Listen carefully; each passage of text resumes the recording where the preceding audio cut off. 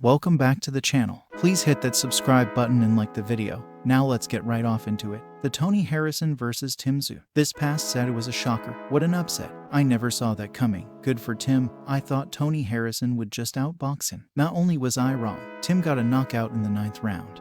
It was a good fight. It just looked to me that Harrison wasn't all there. It kind of looked like he got old overnight. He wouldn't throw the right hand enough, he backed up a lot, and he stayed on the ropes too long.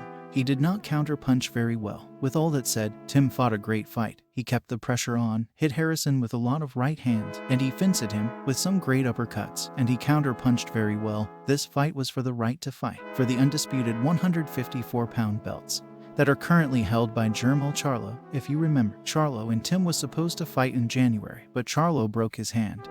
And that's when Tonyharrison stepped in. People said Tim was making a mistake taking this fight, when all he had to do is wait for Charlo to heal and that fight was on, a shot at all the belts. But no, he took the Harrison fight, a big risk, but it paid off. At first, Tim and Charlo fight wasn't that exciting, because we thought Charlo was going to walk right through him. But after Tim's fight with Harrison and the way he finished that fight, now I think we have a great fight on our hands. And Tim is no longer someone we expect Charlo to walk through. Granted, Harrison was not a power puncher, but still we should see a great fight. Now my thoughts on who I think will win, just off the bat. I would say Charlo. The fight will be held in the U.S. Charlo is a power puncher and good boxer and mover. This is going to be a massive step up for Tim. I think it will be a good fight. But in the end I see Charlo with his hand raised. That's just my thoughts. The good news is I think Tim has a more than even chance to win this fight.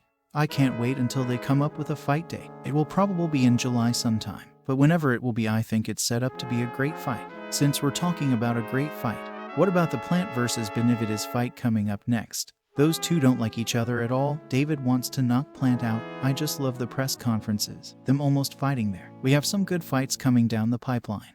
And that Charlo and Tim fight is one of them. And for those of you who are big Tim fans, here's how I think he can win. He has to be counter boy. That pressure he put on Harrison won't work against Charlo. Charlo is a puncher, and if he follows him around the ring walking forward, you will get knocked out.